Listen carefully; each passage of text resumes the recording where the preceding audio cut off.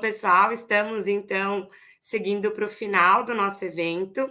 E por fim, e não menos importante, eu gostaria de convidar a professora doutora Helena Batatinha para explanar sobre o assunto o impacto do exercício agudo sobre o sistema imunológico.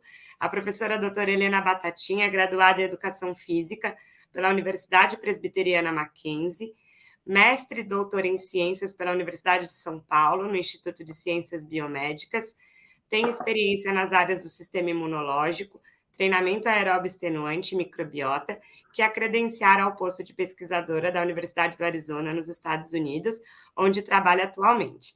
Professora doutora Helena, é uma honra tê-la conosco. Fique à vontade para iniciar a sua aula. Muito obrigada.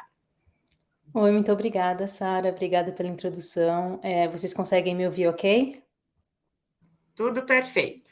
Tá. Já consegue ver o slide também? Também. Ótimo. Eu vou tentar ser breve. Meus 30 minutos vão ser 30 minutos, não vão ser 60 igual o do filme. Então, hoje eu vou falar um pouquinho para vocês sobre o impacto do exercício agudo sobre o sistema imunológico. Como a Sara falou, eu estou como pesquisadora aqui na Universidade do Arizona, e a gente tem feito bastante pesquisa nesse tema, sobre como o exercício agudo impacta o sistema imunológico. Mas, para começar a falar do exercício, de exercício agudo, eu tenho que começar a falar de exercício no geral. E o que a gente sabe de exercício hoje que o exercício crônico, ele promove diversas adaptações, como diminui a inflamação crônica, acho que eu acho que as animações não estão funcionando, vocês estão vendo todos os gráficos, né, aqui? Você tá muda, Sara. Desculpa, a gente está vendo os artigos. Eu acho que Tenta passar para a gente ver se vai. as animações não estão funcionando. Tá só mudando os slides mesmo. Enfim, porque tem algumas coisas que estão cobertas, mas eu só vou falando para vocês. Então, enfim, quando a gente começa a pensar no exercício, a gente pensa no exercício crônico e nas adaptações que esse exercício crônico proporciona para a gente, então diminuição da inflamação, diminui o risco de doenças cardiovasculares, diminui o risco do desenvolvimento de tumor, ou até é usado no tratamento do câncer.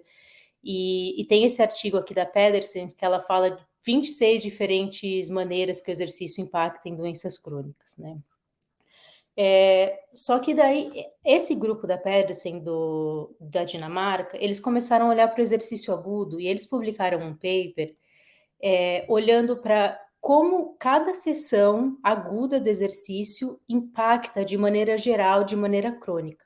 Então, eles vieram com essa ideia de que essas adaptações que a gente vê do exercício crônico, diminuição de insulina, diminuição na produção dos hormônios sexuais, diminuição dos marcadores inflamatórios, ela nada mais é do que o acúmulo do que acontece em cada sessão aguda de exercício, que é esse aumento das catecolaminas e o aumento das miocinas, né?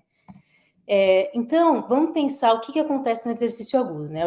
Quando a gente começa a se exercitar, a gente precisa de um maior fluxo sanguíneo para o músculo, porque ele precisa de mais oxigênio, mais glicose, e a gente precisa do aumento da adrenalina. Então, a gente aumenta a adrenalina aumenta o batimento cardíaco, aumenta a pressão arterial, faz com que esse sangue chegue mais no tecido muscular, né? Aumenta a produção de glicose, para que a gente continue, enfim, exercendo o exercício, consiga fazer o exercício agudo. E daí, esse artigo aqui é de 1987, eles olharam as concentrações das catecolaminas, né, aqui noradrenalina e adrenalina, as concentrações plasmáticas das catecolaminas depois de uma sessão de exercício. E aqui, na verdade, esse ponto escuro, ele é que as animações não estão funcionando, mas esse ponto escuro mais alto aqui, ele é uma intensidade de 90% a 100% do VO2 máximo, e daí vai diminuindo a intensidade. Então, esse círculo aberto seria 80%, 70% e 60% do VO2 máximo. Então, o que eles mostraram aqui é que a produção de adrenalina e noradrenalina, ela é dependente da duração e da intensidade do exercício. Então, por quanto mais tempo eu faço exercício, mais adrenalina e noradrenalina eu produzo, e se esse exercício for mais intenso, eu produzo muito mais catecolaminas. Então, vamos guardar essa informação, eu vou voltar para a catecolamina daqui a pouquinho. Agora vou falar um pouquinho da leucocitose induzida pelo exercício. Então, esse paper aqui, ele foi publicado em 1901, na verdade, esse gráfico fui eu que montei com os dados que estavam no paper, foi o primeiro paper que surgiu falando da leucocitose induzida pelo exercício. Então, o que é isso? O exercício, ele induz o aumento da concentração na circulação de leucócitos, que são as células brancas, né, as células de defesa do nosso corpo. Então, em 1901, eles observaram que depois de uma maratona, aqui eram só 4 participantes, né, então cada pontinho é um participante, que depois de correr uma maratona, esses participantes tinham uma concentração elevada de leucócitos na corrente sanguínea. E o exercício, ele é capaz de aumentar a circulação de todos os subtipos, né, e tipos de leucócitos, tanto da imunidade inata quanto da imunidade adaptativa, porém, a magnitude desse aumento, ela depende do tipo celular. Então, lembra que aqui eu tinha falado que o exercício, ele aumenta a produção de adrenalina, vocês já viram isso hoje, muitas pessoas já mostraram isso. E os nossos leucócitos, eles têm receptores beta-adrenérgicos. Então, um dos principais mecanismos pelo qual o exercício agudo mobiliza esses linfócitos para a circulação sanguínea é por receptores beta-adrenérgicos. Então, aquela adrenalina que é liberada durante o exercício, principalmente para aumentar o fluxo sanguíneo para o nosso músculo, para a gente poder ter mais oxigênio e mais glicogênio disponível para aquele tecido. Essa adrenalina, ela também se liga aos receptores beta-adrenérgicos das células imunológicas. E ela faz com que essas células imunológicas, elas deixam o baço e a medula óssea, que é onde elas ficam ali descansando, e vão para a circulação sanguínea. Então, em 2016, o grupo da Dinamarca, eles publicaram essa revisão, mostrando que acontece essa leucocitose durante o exercício, né? E principalmente células que têm maior concentração desses receptores beta-adrenérgicos, elas vão ser mais responsivas a esse efeito do exercício. Então, por exemplo, as células NK, seguidas pelas células T. E logo após o final desse exercício agudo, acontece uma linfopenia. Então, aquele linfócito que ele foi, aquele leucócito que foi mobilizado do baço, da medula óssea para a circulação sanguínea, a hora que a gente termina de fazer o exercício, e tem um artigo do meu orientador hoje, do Simpson, mostrando, eles tiraram sangue a cada 5 minutos, então assim, 5, 10, 15 minutos depois do fim desse exercício, essas células, principalmente os linfócitos, eles deixam o sangue. Eu vou falar um pouquinho dessa parte da linfopenia um pouco mais para frente. E o que a gente estava bastante interessado no lab é entender qual que é o fenótipo dessas células que estão na circulação sanguínea durante o exercício. Então, por muito tempo, esse dado não é novidade, né? 2006, mais ou menos, eles começaram a entender que isso acontecia, começaram a olhar um pouco mais para isso. Só que o que acontecia na maioria dos estudos com exercício agudo, as pessoas faziam um exercício agudo e depois iam tirar o sangue, mas assim, até a pessoa achar a veia, tirar o sangue, passou 10 minutos. Esses linfócitos, eles já não estavam mais na circulação. Então, o que a gente fez aqui no laboratório? A gente colocou um catéter intravenoso, o que deu a possibilidade para a gente de pegar esse sangue na circulação enquanto a pessoa ainda estava fazendo exercício. Então, essa aqui é uma foto de um dos nossos participantes, né, um dos nossos voluntários no laboratório. Não sei se dá para vocês verem aqui que a gente colocou um catéter intravenoso no braço dessa pessoa. E daí eles vieram para o laboratório, a gente fez um teste de VO2, então por isso que ele está usando essa máscara, e todos para monitorar, né, frequência cardíaca e tal. Então a gente fez um teste de VO2, e daí baseado nesse teste de VO2, numa segunda visita, a gente fez o protocolo de exercício. Então, o nosso protocolo de exercício, ele era um protocolo de 20 minutos de bike, e a gente escolheu a bike porque como a gente ia tirar o sangue no catéter intravenoso, o braço fica parado, fica muito mais fácil do que a corrida. Então, é por isso que a gente escolheu fazer na bike. Então, eles faziam 20 minutos de bike e com uma intensidade incremental, né? Então, eles começavam a 50%, depois 60%, 70%, até chegar a 80% do VO2 máximo, que a gente fez na primeira visita que eles chegaram no laboratório.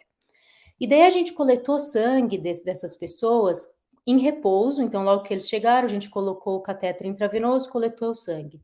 E durante os últimos 2 minutos dessa sequência de exercício. Então, eles já estavam se exercitando por 18 minutos, e a gente começou a coletar o sangue, e eles ainda estavam se exercitando. Então, a gente foi capaz de pegar aquelas células que estavam realmente na circulação durante o exercício. E daí, com isso, a gente analisou a imunofenotipagem dessas células no sangue total, e a gente isolou as PBMCs e preservou elas em nitrogênio para fazer experimentos futuros, que eu vou mostrar para vocês um pouco mais para frente. E a gente também mandou uma alíquota para fazer um sequenciamento de RNA dessas células que foram mobilizadas pelo exercício. Ai, desculpa, aqui não vai funcionar a minha animação. Enfim, esse gráfico aqui, ele mostra para a gente a mobilização dessas células, quantas vezes essas células estavam aumentadas na circulação durante o exercício. Então, é um gráfico que a gente chama de fold change, e o número que corresponde aqui, então, por exemplo, vamos olhar para as células NKs, elas estão 4 vezes aumentadas na circulação durante o exercício quando comparado com o repouso. Então, a gente viu que realmente as células NKs, elas são as células mais responsivas, são o tipo de linfócito mais responsível ao estímulo do exercício agudo. E daí aqui, a gente, dentro dos linfócitos, a gente tem os linfócitos TCD8 e o TCD4. Então, assim, as células NK, o nome delas é natural killer. Então, elas já estão prontas para encontrar uma célula e induzir aquela célula à apoptose. Ela não precisa de uma célula apresentadora de antígeno para apresentar um antígeno para ela elaborar uma resposta imunológica. Então, elas são células muito citotóxicas e com muita capacidade antitumoral, principalmente. Os linfócitos, tanto o linfócito T quanto o CD8, quanto o linfócito TCD4, eles são células que eles precisam desse prime. Então, eles precisam de alguma célula, que no caso seria uma célula apresentadora de antígeno, apresentar para eles um antígeno, e daí essas células vão desenvolver uma resposta imunológica, e os linfócitos CD4, eles vão produzir citocinas para chamar outros linfócitos para aquele ambiente, para resolver uma inflamação, por exemplo, e os linfócitos CD8, eles vão liberar granzamina B e perforina e matar aquela célula target, aquela célula que está infectada ou a célula tumoral. Então, o linfócito CD8, no fim das contas, ele tem uma ação muito parecida com a célula natural killer, só que ele precisa dessa ativação, dessa pré-ativação. E dentro dos linfócitos CD4 e CD8, a gente tem uma subdivisão deles. Então, a gente tem aquelas células, que são as células mais naive, que na verdade, essa imagem que vocês estão vendo, que são as células naive, e a gente tem as células que são as células efetoras de memória. Então, para quem nunca ouviu falar nesse termo, célula naive é uma célula que ela não tem experiência nenhuma. Ela nunca viu vírus, ela não sabe o que é, ela não tem experiência nenhuma. O que não é necessariamente ruim, porque ela pode se tornar especializada em qualquer coisa. Então, qualquer antígeno que apresentarem para ela, ela vai se tornar especializada naquele antígeno. A célula efetora de memória, ela é uma célula que ela já foi apresentada para algum antígeno.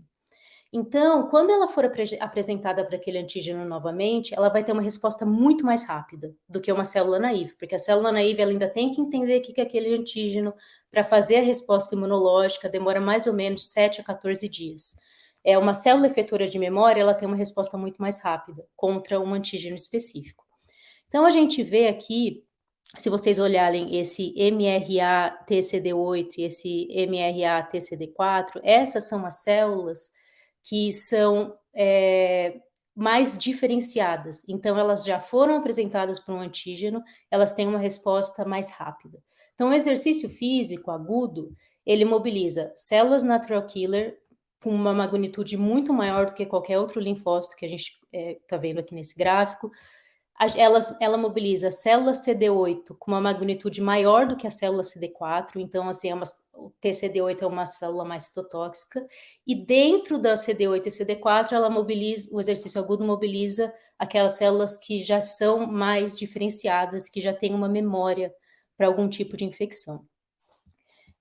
E não por acaso, essas células, por exemplo, a célula CD8, ela tem uma quantidade aproximada de 500 a 2.500 sites de receptores beta-adrenérgicos, comparado com a célula CD4, que tem de 200 a 750.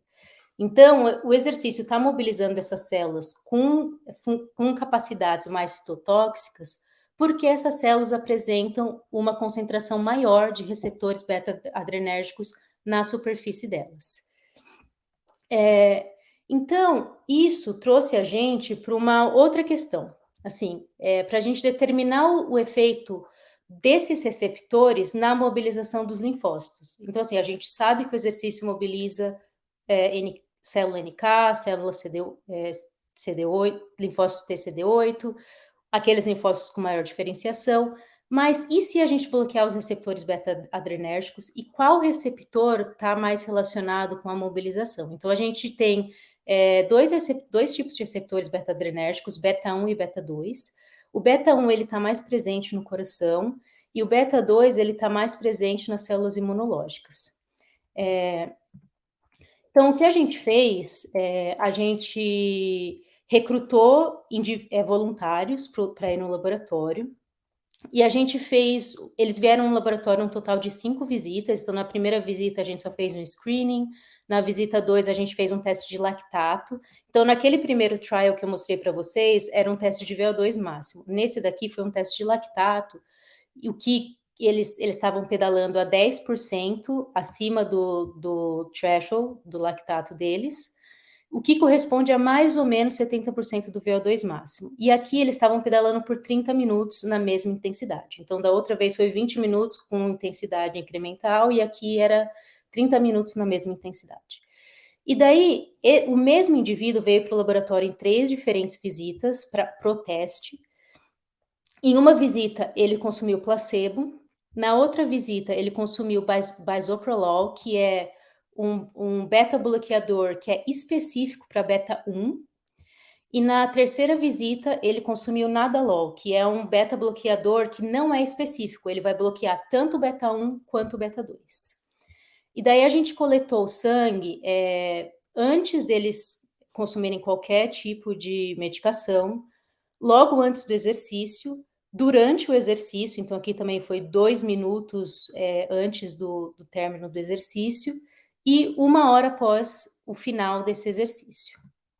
Nossa, vocês não conseguem ver nenhum gráfico aqui, né?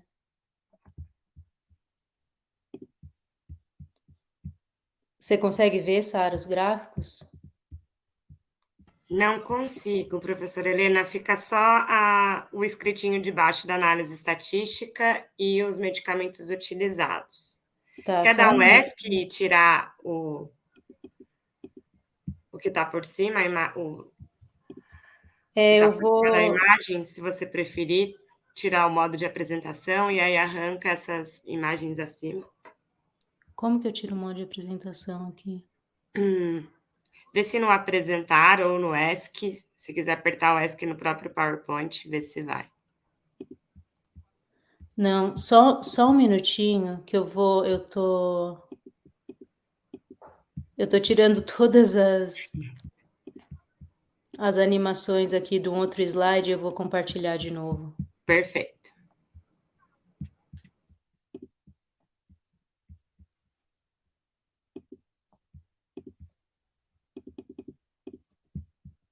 Desculpa, Ronaldinho.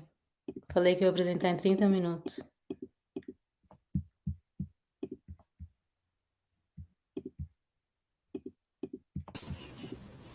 Já deu para perceber que o forte da Universidade do Arizona não é a internet. Não, a culpa não é minha. O slide, ele não tá com as minhas animações. Só um minuto, gente. Eu prometo que eu vou ser rápida. Vai demorar menos do que os 30 minutos do filme.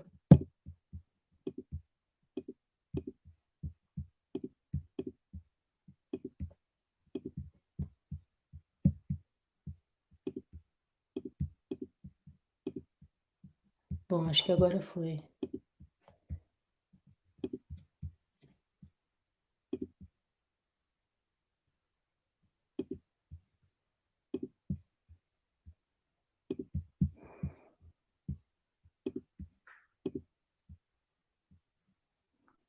Tá carregando, só um minutinho.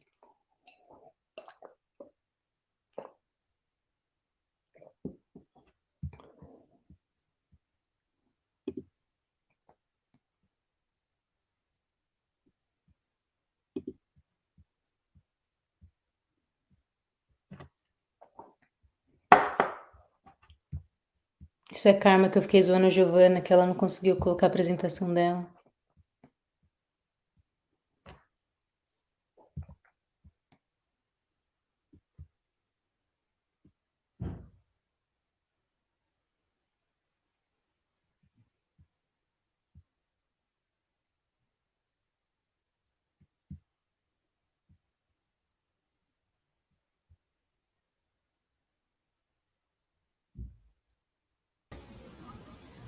Ô, Helena, enquanto você vai arrumando a apresentação, deixa eu aproveitar e já dar aqui alguns informes para o pessoal que tem nos acompanhado até agora.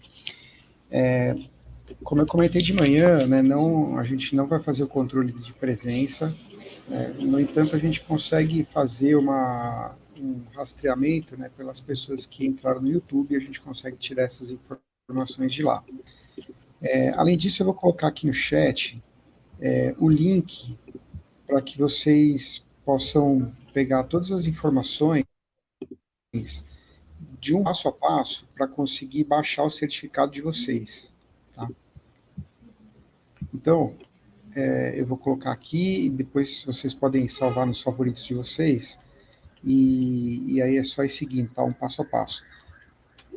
A partir de amanhã, os certificados já estão disponíveis, já estarão, né, disponíveis nesse link que eu coloquei para vocês. Vocês vão ter que entrar nele, depois vocês vão clicar em eventos, se eu não me engano, ou certificado de eventos, inscrições de evento, alguma coisa assim. E daí vai pedir aquela senha e login que vocês utilizaram para fazer inscrição no evento, e a partir daí vocês conseguem baixar o certificado em PDF. Então, esses certificados vão estar disponíveis a partir de amanhã, desculpa, a partir de segunda-feira, às 8 da manhã.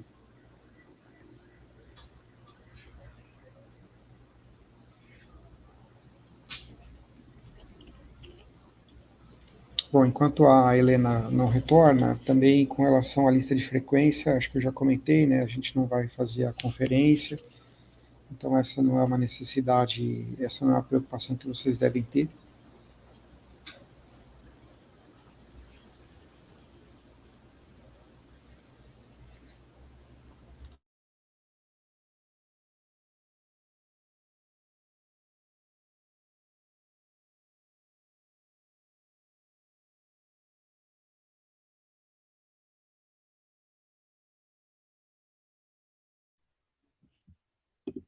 Voltei.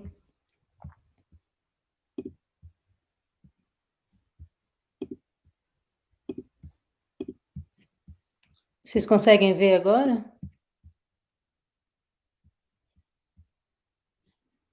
Acho que, Ronaldinho, você tá mudo, eu não consigo te ouvir.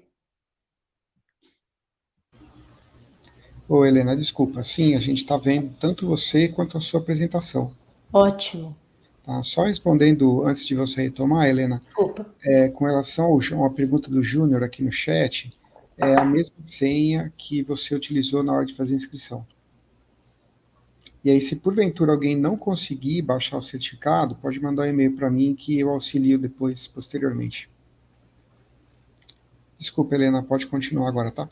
Imagina. Agora vocês conseguem ver as animações? Sim. Ótimo. Bom, continuando. A gente fez esse trial para ver qual que era o receptor beta-adrenérgico que estava responsável pela mobilização dessas células imunológicas. Fez esses 30 minutos, tirou o sangue, enfim. A primeira coisa que eu quero mostrar para vocês é a alteração fisiológica desses beta-bloqueadores, porque, como eu falei lá no começo, a principal ideia de aumentar a adrenalina durante o exercício agudo é aumentar a frequência cardíaca para aumentar o fluxo sanguíneo para as regiões periféricas, né, principalmente para o músculo esquelético. Então, a gente vê que o beta-bloqueador ele foi capaz de diminuir o batimento cardíaco, tanto o específico para beta-1 quanto o não específico, que bloqueia os dois, né, beta-1 e beta-2, o Nadolol.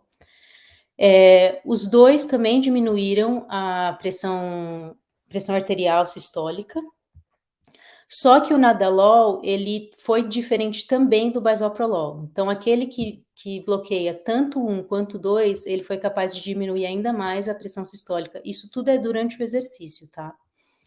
E a gente não viu diferença na pressão diastólica, pressão sanguínea diastólica.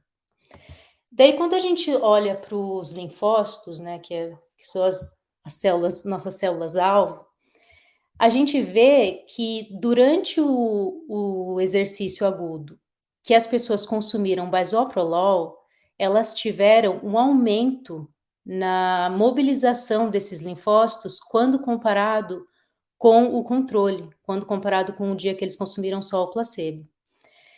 E o Nadolol, ele mitigou esse efeito do exercício de mobilizar esses linfócitos. Então, quando eles tomaram Nadolol, eles tiveram uma menor mobilização desses linfócitos, tanto comparado quanto com o Bisoprolol, tanto quando a gente compara com o placebo.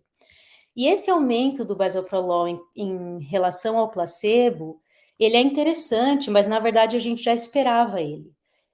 Porque, como eu falei para vocês, as células imunológicas, elas têm uma concentração muito maior dos receptores beta-adrenérgicos beta-2, e o Bisoprolol, ele bloqueia só o beta-1. Então, a quantidade de catecolaminas que a gente vai...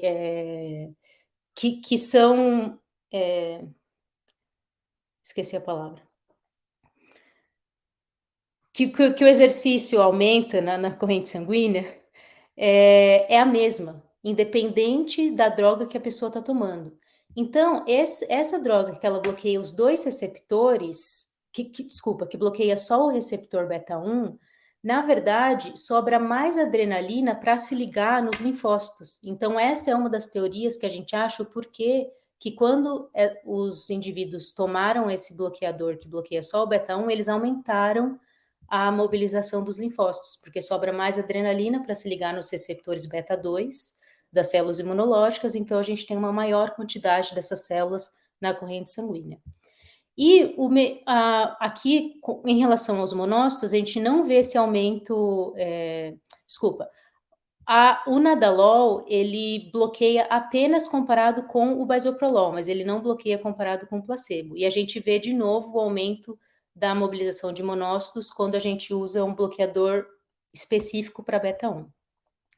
E quando a gente olha para os subtipos dessas células, né, então as células mais citotóxicas que eu falei para vocês, que são as células NK, a CD8, eu não falei das gama-deltas, mas as gama-deltas, elas normalmente elas estão na nossa corrente sanguínea de 3 a 5% em repouso, mas elas aumentam muito com o exercício, porque elas também têm bastante receptor beta-adrenérgico, e elas têm uma função similar com as células NK, na verdade. Então, elas são bem citotóxicas. Quando elas encontram uma célula tumoral, elas vão matar aquela célula tumoral. Então, todas as nossas células citotóxicas, a mobilização delas foi diminuída quando os indivíduos consumiram o beta-bloqueador para os dois receptores adrenérgicos, tanto para o beta-1 quanto para o beta-2. Mas isso não aconteceu quando elas consumiram apenas o pro beta-1. Então, isso diz para a gente que essa mobilização das células imunológicas devido ao exercício agudo, é beta-2 dependente. Então, depende da adrenalina se ligar ao receptor adrenérgico beta-2 nas células imunológicas e fazer com que essas células saiam do baço da medula óssea e vão para a corrente sanguínea.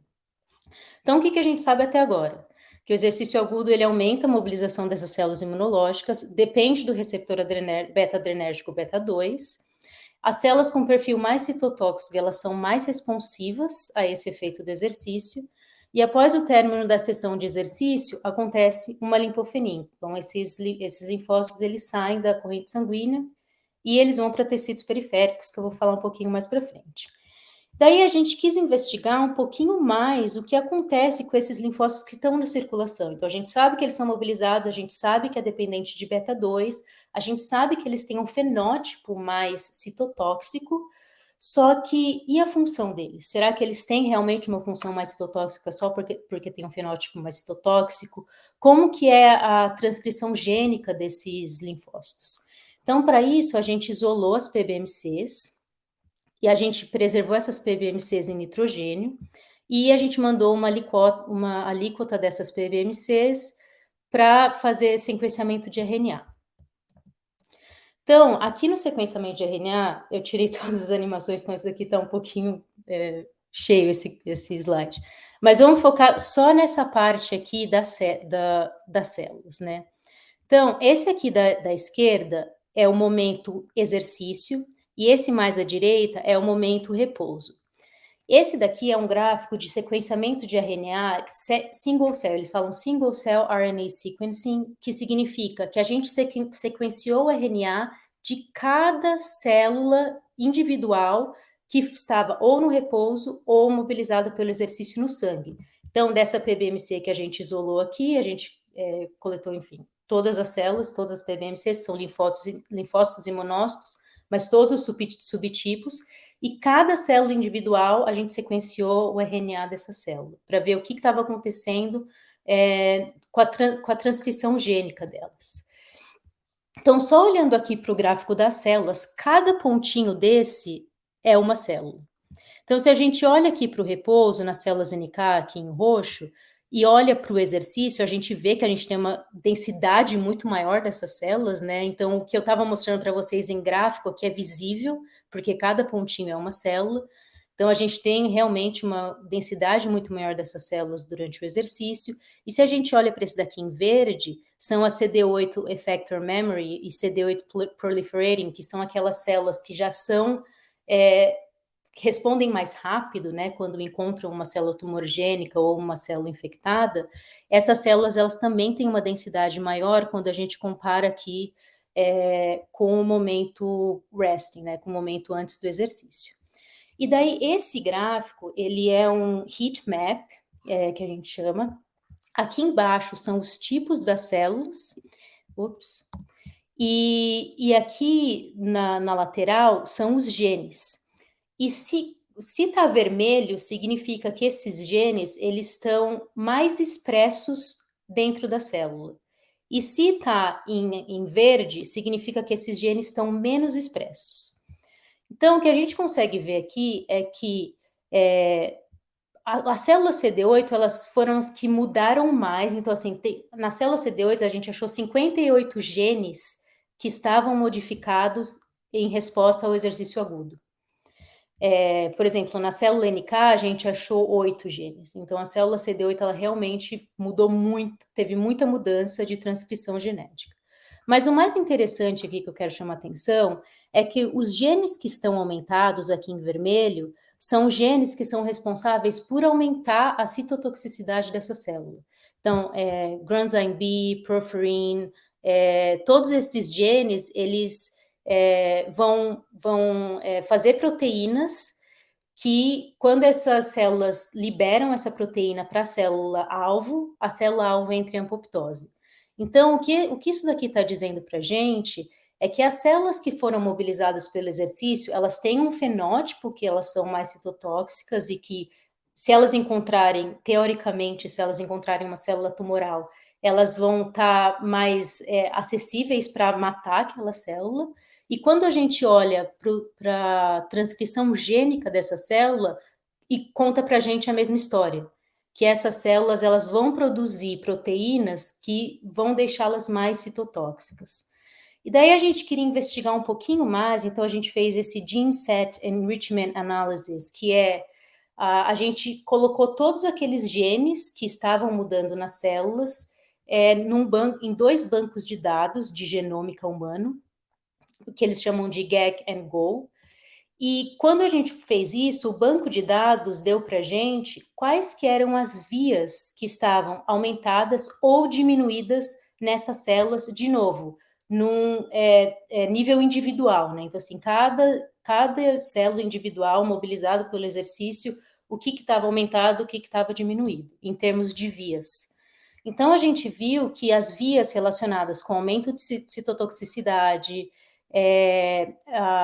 melhora na ligação do Toll-like receptor,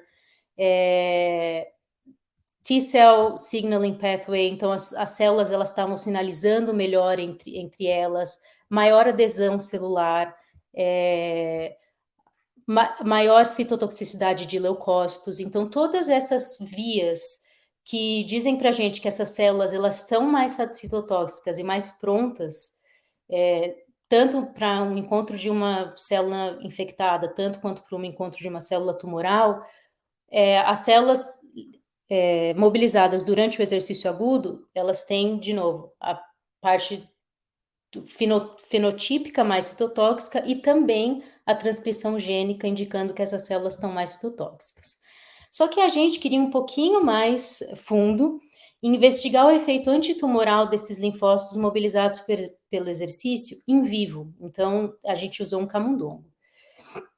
E para fazer isso, a maioria dos artigos que investigam o efeito do exercício em células tumorais, eles usam tumores sólidos. E a gente queria investigar se essas células mobilizadas pelo exercício, elas conseguiriam auxiliar na imunoterapia de câncer de tumores líquidos. Então, quando a gente pensa em tumores líquidos, o primeiro que vem na nossa cabeça é leucemia, né? Leucemia, linfoma. Então, o tratamento mais comum para leucemia é um transplante de medula óssea. E esse transplante de medula óssea, às vezes a pessoa fica muito imunossuprimida e ela precisa de uma suplementação de linfócitos, que eles chamam de donor lymphocyte infusion. É muito comum na prática clínica eles fazerem o transplante de medula óssea e depois fazer essa suplementação de linfócitos. Normalmente eles usam o mesmo doador que doou a medula óssea, eles tiram o linfócito, do mesmo jeito que a gente tirou assim do sangue, e injeta só os linfócitos nesse paciente. Só que tem alguns problemas com essa técnica desse donor lymphocyte infusion, que a remissão do tumor, ela ainda é baixa, então não são todos os casos que eles fazem esse transplante de medula e fazem essa suplementação com esses linfócitos que a pessoa vai entrar em remissão, ou seja, que ela não vai ter mais o tumor. Então, na verdade, a remissão é de 40%. Então, 60% das pessoas, elas voltam a desenvolver o tumor. E essa técnica, ela causa uma doença que chama graft versus host disease, que é quando esses linfócitos do doador, eles começam a identificar as células e tecidos saudáveis do paciente como estranhos e começa a atacar aqueles tecidos. E daí, muitas vezes, os pacientes, eles vêm a falecer por conta dessa doença, porque as células do doador começaram a atacar os tecidos dele, que nesse caso se torna quase como uma doença autoimune, do que por conta do tumor em si. Então, achar uma maneira de você aumentar a capacidade antitumoral dessas células, desses linfócitos que estão sendo transferidos para o paciente, sem causar essa doença que esses linfócitos atacam o corpo do paciente, aumenta muito a chance de sobrevida de pessoas que necessitam desse tratamento. Então, o que a gente fez aqui, a gente usou um camundongo que a gente chama de camundongo humanizado. Então, esse camundongo, ele não possui sistema imunológico próprio e ele aceita células imunes de outros sistemas, por não possuir sistema imunológico próprio. E a gente injetou nesse camundongo uma célula de leucemia humana, e essa célula de leucemia humana, ela estava ligada com uma luciferase, que possibilitou a gente de ver o crescimento tumoral dentro do camundongo. Porque, que eu falei para vocês, normalmente, a maioria dos estudos que a gente vê com exercício e câncer, em modelo animal, é tumor sólido, porque você consegue avaliar o crescimento tumoral, você só mede o tumor. Com o tumor líquido, você não tem como avaliar o crescimento tumoral, porque ele não forma um sólido, né? Então, você não tem como avaliar esse crescimento. Só que com essa técnica que a gente coloca essa luciferase no tumor, a gente consegue fazer imagem, como vocês estão vendo aqui, e essas imagens dizem para a gente quantas células tem, porque se a gente tiver uma concentração muito grande de célula, a gente vai ter uma imagem muito mais potente, assim, com muito mais pixels, vamos falar assim. E se a gente tiver menos células, vai ser uma imagem mais fraca. Então, o que a gente fez aqui a gente irradiou esses camundongos só para ter certeza que eles iam conseguir receber essas células humanas. Aí, a gente injetou esses camundongos com as PBMCs, aquelas que a gente coletou no exercício. Deixa eu voltar aqui. Essas PBMCs que a gente coletou tanto em repouso quanto durante o exercício, e a gente preservou elas em nitrogênio. Então, depois a gente tirou essas células do nitrogênio, reabilitou elas, né? Deixou elas lá por 1 hora, para elas voltarem, e daí a gente injetou essas células no camundongo. Então, tem um grupo de camundongos, ele recebeu as células, as PBMCs, que foram coletadas em repouso, outro grupo de camundongos recebeu as PBMCs que foram coletadas durante o exercício, e nós tivemos um grupo de camundongos que a gente injetou salina, que era só para ser o nosso controle, né? E um dia depois que eles receberam essas células imunológicas, a gente injetou a célula tumoral, a leucemia. Todas as células que o camundongo recebeu foram humanas, as PBMCs humanas, e a leucemia, a célula que a gente usou, é uma célula humana também. E depois a gente monitorou o crescimento tumoral desses camundongos por 40 dias. Então, a gente teve 3 grupos aqui, um camundongo que recebeu só o veículo, um camundongo que recebeu o PBMC coletado durante o exercício, em repouso, que vai ser em vermelho, e o camundongo que recebeu essas PBMCs que foram coletadas durante o exercício, que eu vou mostrar em azul. Então, a primeira aqui é uma representação da imagem dos camundongos que eu falei para vocês. Então, tudo que é roxo significa que tem menos intensidade, então a gente tem um menos acúmulo de células tumorais, e quando a gente chega perto do vermelho, significa muita intensidade, então mais acúmulo de células tumorais. Então, a gente vê que com o passar das semanas, esses primeiros 3 camundongos aqui, eles são o nosso veículo, o nosso tumor, né, o controle, que não recebeu nenhum tratamento, nenhuma PBMC. Então, a gente vê que com o passar da semana, aqui na semana 6, esses camundongos, eles têm bastante tumor. A gente vê que os tumores dele estão bem vermelhos, que significa muito concentrado, bastante célula. Essa linha do meio, esses 3 camundongos do meio, são os que receberam PBMCs coletadas em repouso, e os últimos 3 camundongos, eles receberam as PBMCs coletadas durante o exercício. E quando a gente olha aqui na semana 6, eu quero chamar atenção para 2 coisas. A primeira coisa, a gente vê que a gente tem mais camundongos vivos no grupo que recebeu o PBMC coletado durante o exercício, quando a gente compara com os que receberam PBMC coletado durante o repouso.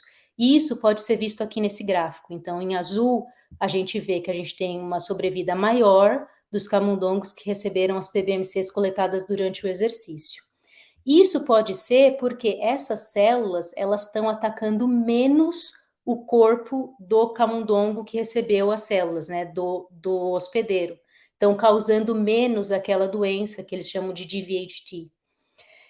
E um outro ponto que eu quero chamar atenção é para a quantidade do tumor. Então, se a gente olha aqui nesses camundongos na semana 6, eles praticamente não têm tumor, os que receberam PBMC coletado durante o exercício. Mas quando a gente compara com o que recebeu o PBMC coletado durante o repouso, a gente vê um aumento, a gente vê essa massa tumoral, né? Não é uma massa. Enfim, a gente vê um aumento desse tumor. O que dá para a gente ver aqui nesse gráfico. Então, se a gente olha na semana 6, esse é o tamanho da barra, né, dos que receberam PBMC coletado durante o exercício, e os que receberam PBMC coletado durante o repouso têm uma quantidade muito maior de tumor nessa última semana.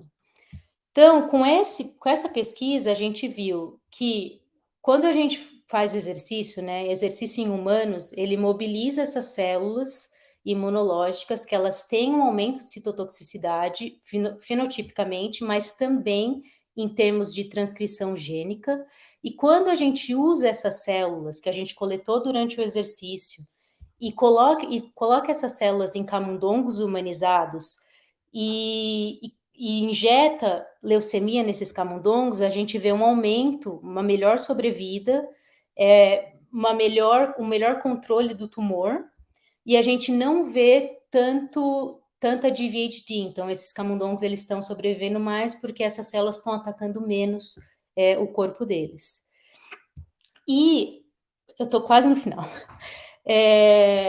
A gente tem uma outra coisa que a gente estava intrigado também, que é bom, a gente viu aqui nessa parte as células que estão na circulação sanguínea durante o exercício. É isso que acontece com elas são células mais citotóxicas, e se elas forem usadas para imunoterapia, elas têm uma chance de exercer uma função melhor.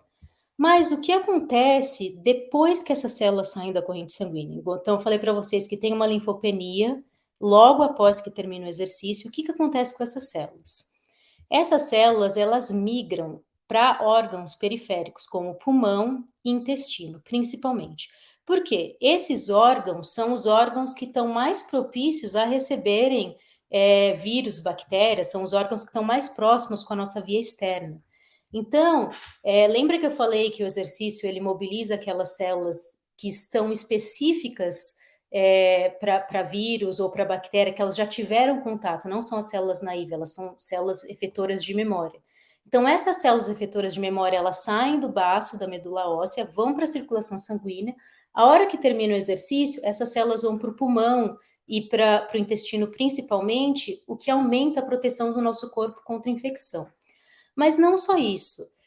Tem alguns estudos que mostram que essas células, elas também vão para o tumor. Então, por exemplo, num caso de uma pessoa que tem câncer, que faz exercício, quando ela faz o exercício agudo, ela vai mobilizar essas células mais citotóxicas, e essas células, a hora que saem do sangue, elas vão infiltrar no tumor.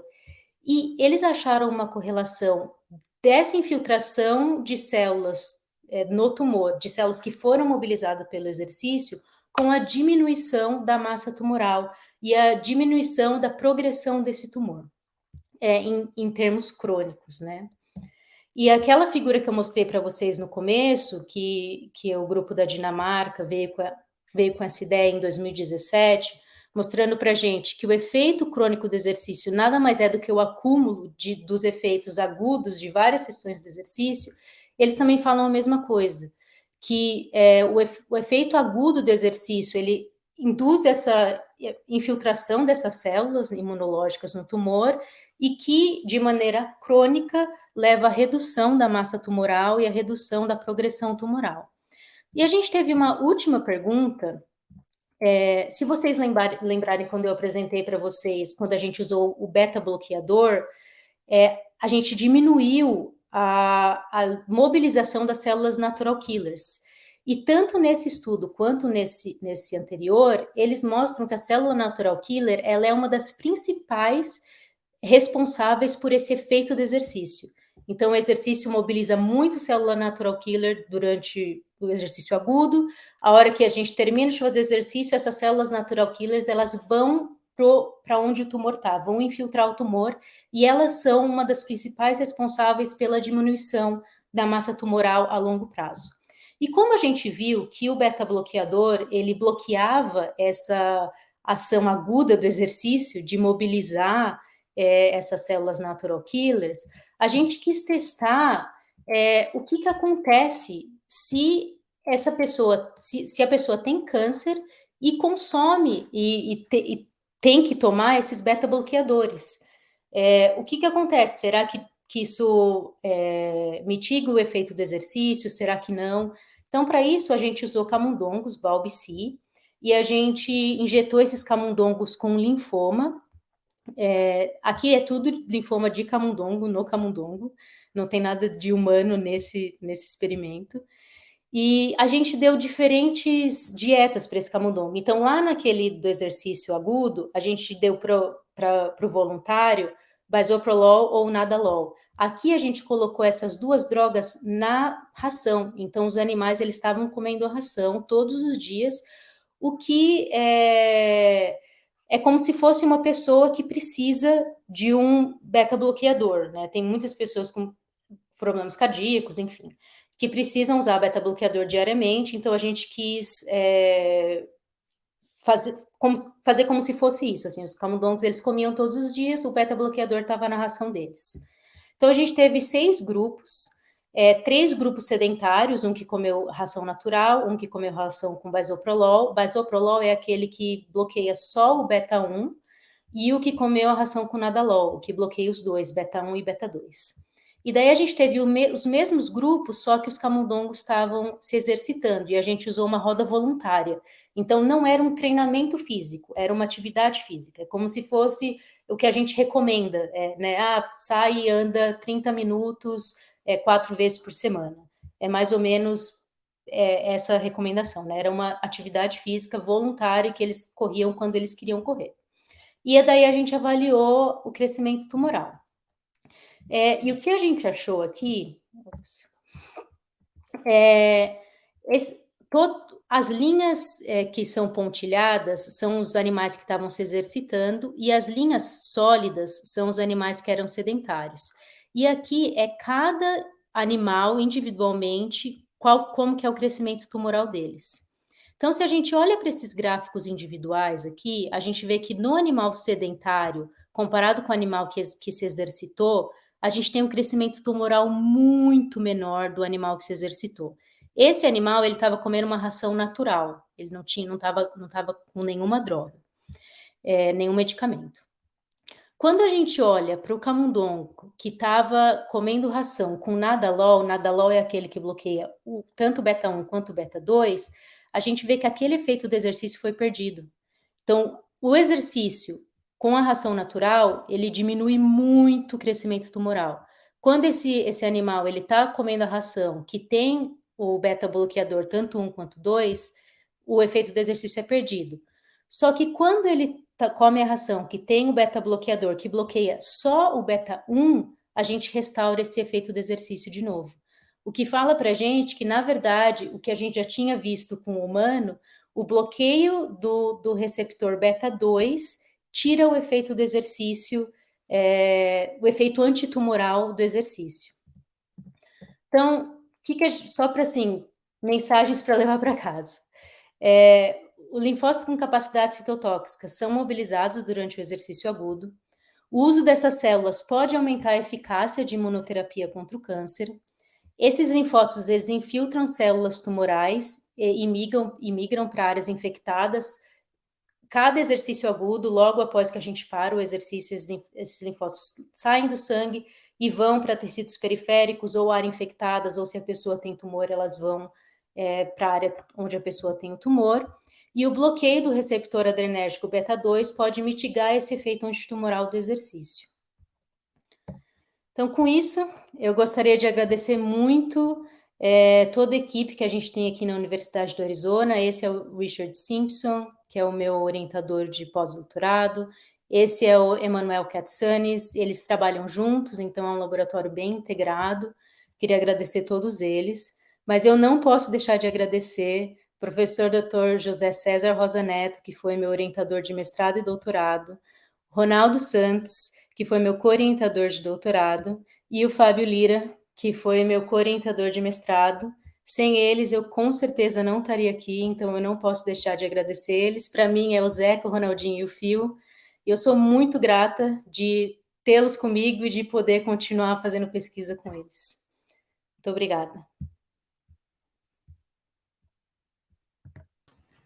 Muito obrigada, professora doutora Helena, pela ótima aula, foi incrível, super didática, recebeu vários elogios, o pessoal adorou.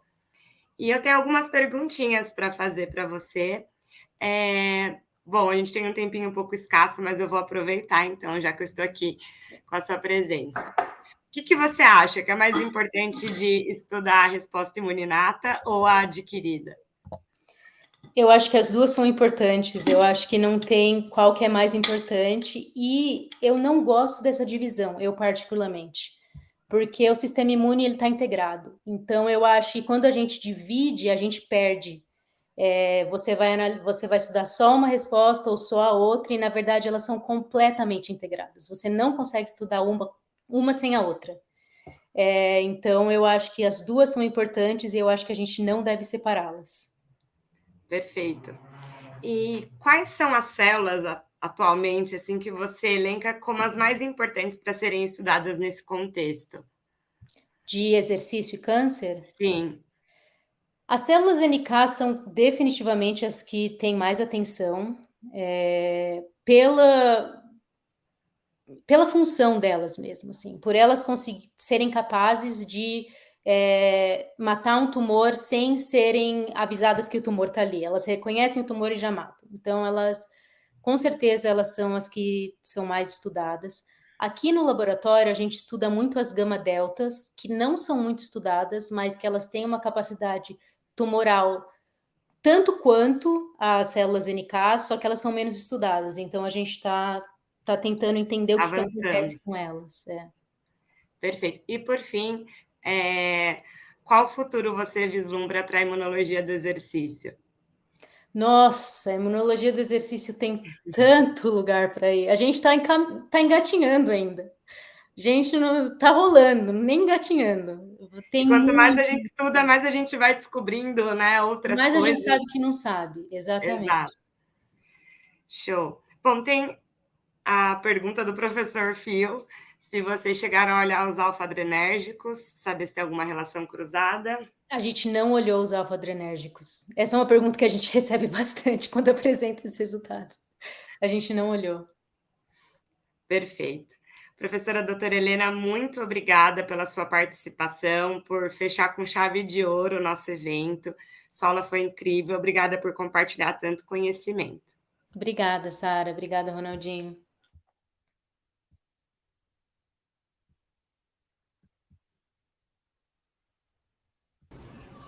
Oi, Sara, posso finalizar?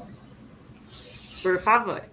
Tá, então, bom, eu queria primeiro agradecer a presença dessas centenas de pessoas que ainda estão sobrevivendo aqui até esse horário, né? Eu acho que não está fácil para ninguém que começou aqui com a gente às 8h30.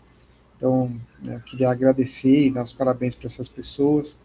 Eu queria agradecer todos os palestrantes, né, que nos presentearam com as apresentações, e especialmente a da Helena Batata, que está terminando, né? Acho que eu escolhi a apresentação dela como a que encerrasse o evento, porque a Helena Batatinha está naquele hall de pessoas que a gente viu crescer, né?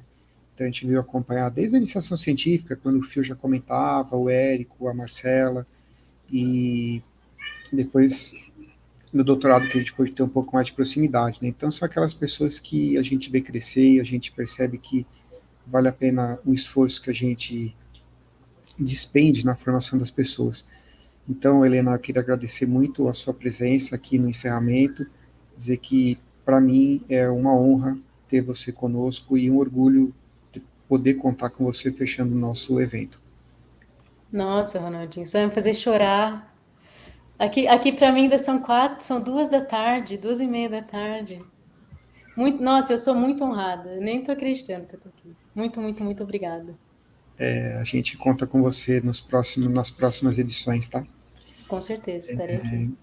Eu também queria agradecer muito a Sara de estar aqui com a gente desde o começo, né? Me reuni com ela ontem à noite, a gente está se preparando, né, Sara, para o evento já faz alguns meses, e você sabe o quanto você é querida, e então poder contar com você, que nem é do nosso grupo, né, oficialmente, então também é uma honra, e acho que não teria uma pessoa melhor para conduzir o evento do que você. Pode ter certeza que você fez isso com muito mais brilho do que eu poderia fazer, por exemplo. Então, muito obrigado e parabéns. Eu quem agradeço o convite, foi uma honra poder conduzir esse evento, a segunda edição desse evento tão importante e incrível. Estamos caminhando agora para o próximo ano que vem. Foi uma honra aprender com todos os palestrantes e muito obrigado pela confiança e muito obrigado a todos que continuaram aqui com a gente. Pessoal, muito obrigado pela presença de vocês. Saibam que a partir de segunda a gente já começa a pensar no evento de 2024, né? E então a gente espera todos vocês no ano que vem. Tá? Então, muito obrigado, boa tarde e bom final de semana.